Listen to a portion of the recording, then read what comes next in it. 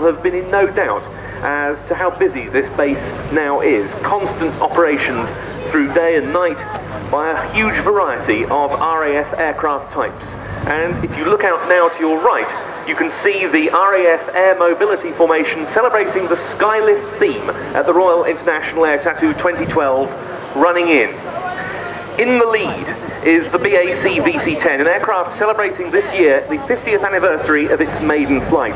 The number 101 squadron crew today comprises Flight Lieutenant Keith Brown in the captain's seat, co-pilot Squadron Leader Tim Kemp, navigator Flight Lieutenant Dave Coombe, and flight engineer Sergeant Nick Crook.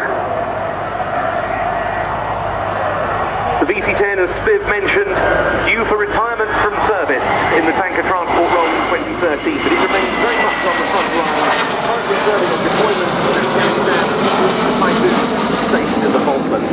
Then comes the Lockheed Hercules, flown by a crew from number 30 Squadron, the aircraft captain Flight Lieutenant Mark Brodie, co-pilot Flight Lieutenant Al Farmer, and airload master Sergeant Aidan Street. The Hercules force a mixture of the remaining C-130K models, the Marks 1 and 3, and the newer C-130Js in the form of the Marks 4 and 5, has been involved in continual overseas taskings for the last 20 years, today heavily engaged in Afghanistan.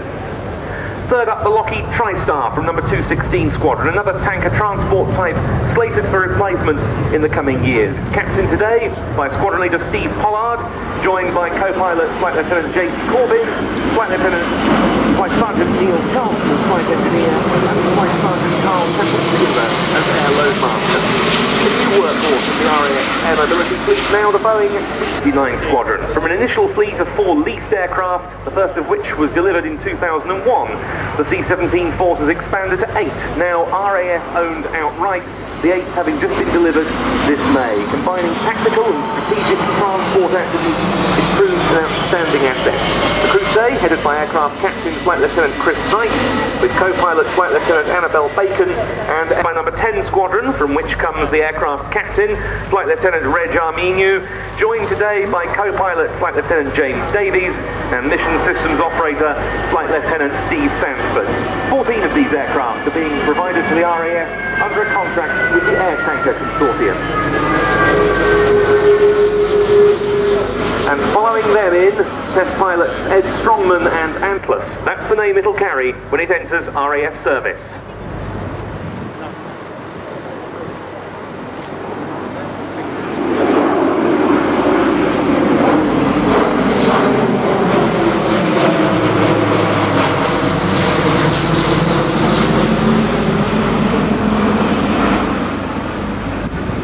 There are 5 test examples of the A400M now flying. The 5th made its maiden flight in December last year, and they're performing around 4,300 hours of development and qualification testing prior to service entry. All 5 of them you may have seen prior to delivery in December.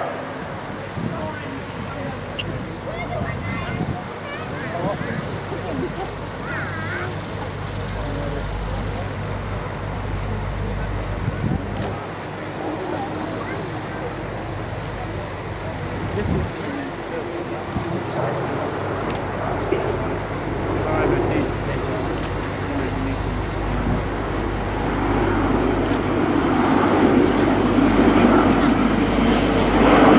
The A400M test program has progressed rapidly of late. Some recent milestones, clearance of loading trials with Eurocopter EC-725 and NH-90 helicopters.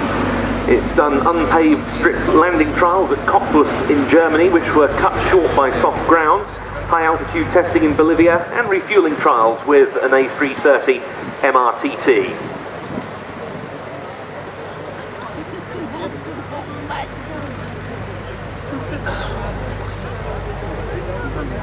It's given that name here at Fairford in a naming ceremony on Friday afternoon of last week. And of course it's almost a year since the Voyager was so named in a similar ceremony on the Friday before Riyadh 2011. A very welcome appearance. I believe this aircraft is the 5th of these 5 prototypes.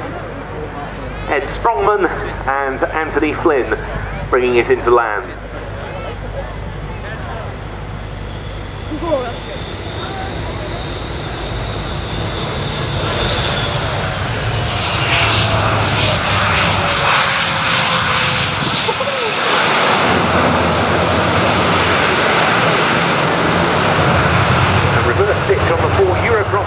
International TP400 D6s, bringing the Atlas in for a very short stop.